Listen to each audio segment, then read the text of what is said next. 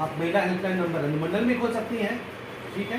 Domestic violence का case आता है, डाउरी का केस आता है, ईव टीजिंग होता है, व्यवहारिक दिक्कत है ना। तो तुम देखोगे तुम्हारे क्षेत्र में गर्ल्स कॉलेज या गर्ल्स स्कूल कहाँ पर है, वहाँ पे शाम को एक बार घूम जा करो, जब स्कूल का टाइम होता है, वहाँ पे जो उस प्रकार लुच्चा होता है 4-5 लोगों को पकड़ोगे, कूटोगे, उसका पब्लिसिटी वैल्यू होता है। तुम एक दिन कूटोगे, अगला दिन पेपर में छप जाएगा, अनुमंडल पदाधिकारी महोदया ने आज इतने लोगों के खिलाफ कार्रवाई की और चार्ज लगा के जेल में डाल दोगे। जो तुम्हारा पावर है तुम कर सकते हो, तो तुम्हारा क्षेत्र में अपना हलक होगा। ये सब व्यवहारिक चीज़ है, ये सब करने के लिए आपको न सरकार से फंड मांगने की ज़रूरत है, न नीतियाँ बनाने की ज़रूरत है, ठीक है। और नेक्स्ट में ये करेंगे कि अक्सर सरकारी योजनाओं के बारे में लोगों को पता नहीं होता, तो ये हम लोग करते थे। हम लोग क्या करते थे कि सरकारी योजनाओं का पैम्फलेट बनवा करके ब्लॉक में जगह जगह चिपकवा देते थे और लास्ट में लिखते थे कि कोई अगर किसी तरह का आपसे पैसा मांगता है तो इस नंबर पे कॉल कीजिए। तो इससे क्या होगा कि क्षेत्र की जनता, अभी देखिए ना कहीं की डीएम का ट्रांसफर हुआ था तो लोग उसके पर गुलाब का पंखुड़ी छीटा था।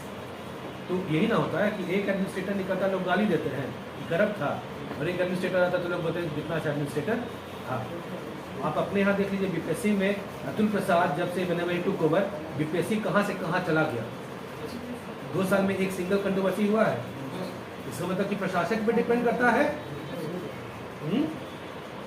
उसी तरह से बिजली विभाग जो आपका था बहुत बदनाम था, यहाँ बिजली की बड़ी चोरी होती थी। आपको एक अदब पदाधिकारी ने लिया कहते अमृत में, और वो अभी प्रॉफिट मेकिंग यूनिट में करवाते थे।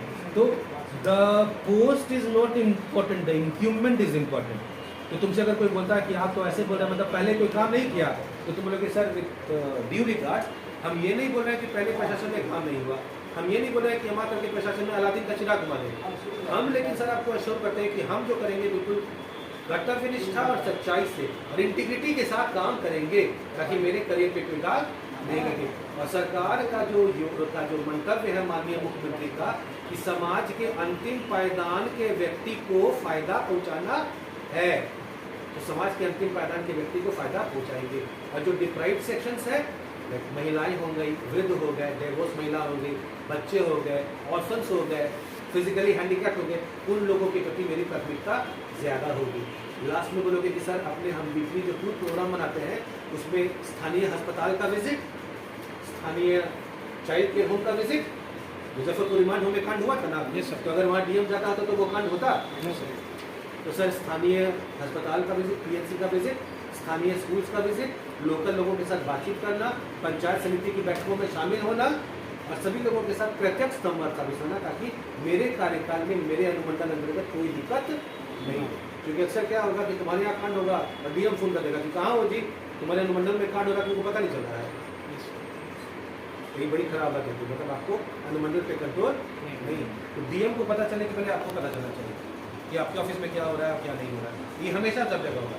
जैसे हम अपना प्रैक्टिकल बताते हैं, ये भी हाइपोथेटिकल होगा। हम भवानीपुर में थे एज ए वीडियो, तो एक दिन मेरे पास एक ही शिकायत आई। उसमें जो होता है स्पेशल मैरिज एक्ट करके, इसमें अगर कोई इंटर कास्ट मैरिज करता है तो सरकार पैसा देती है।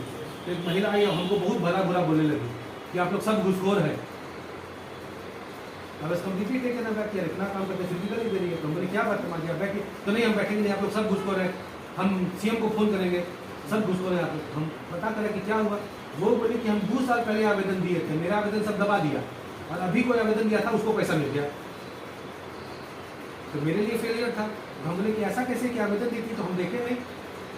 तो हम कंसर्निंग बड़ा बाबू को बुलाए, तो बोला कि सर तो 12 बजे आते हैं। बोले सर हम 10 बजे से बैठे हुए हैं, पता चला कि 12 बजे सुबह से आते हैं और 3 बजे चले जाते हैं।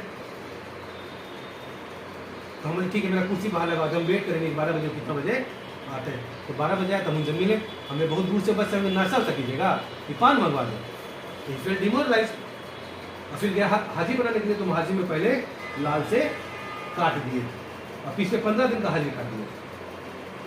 फिर हम बोले कि ये जो आवेदन था आपने समय पुटअप किए थे, तो हाँ सर किए थे, आप कुछ लिखे नहीं। हमने जो 2 साल पहले का था वो आवेदन आप नहीं किए, और ये वाला पुटअप में पैसा निकाल दिए, उसका हम 1 महीना का तनख्वाह काट दिए और डीएम को रिपोर्ट बना के दे दिए। बाद में पता चला क्या किया, मेरे खिलाफ SC ST atrocities prevention act का केस ठोक दिया। हम उसको काम के लिए बोले थे, वो बोला हमको जाति सूचक शब्द से बोल के असम्मानित किए, अपमानित किए और मेरे खिलाफ केस नहीं दिए। इस तरह का है तो प्रॉब्लम आपके साथ होगा। तो इसमें लीडरशिप में यह बोलेंगे sir leader leads by example. तो आपदा का सिचुएशन होगा तो आपको सबसे पहले जाना होगा। कहीं पर अगर हिंदू मुस्लिम दंगा हो गया तो आपको सबसे पहले जाना होगा, बॉडी आर्मर पहन करके, हेलमेट पहन करके आप जाएंगे, तब आपके पीछे का आदमी हिम्मत से जाएगा। आप वहाँ से बैठ के आदेश दीजिएगा कि देख के आओ, तो आपके स्टाफ का आपके ऊपर से विश्वास हो जाएगा। तो ये कुछ प्रैक्टिकल इनपुट्स है जो मेरा 15 साल का अनुभव था वो ने आपको देने की कोशिश की।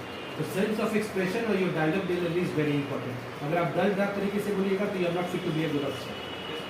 You have to be that like super charged up, super vibrant, super dominating and super present. At the same time humble. क्योंकि इंटरव्यू में आपसे सब सीनियर लोग हैं।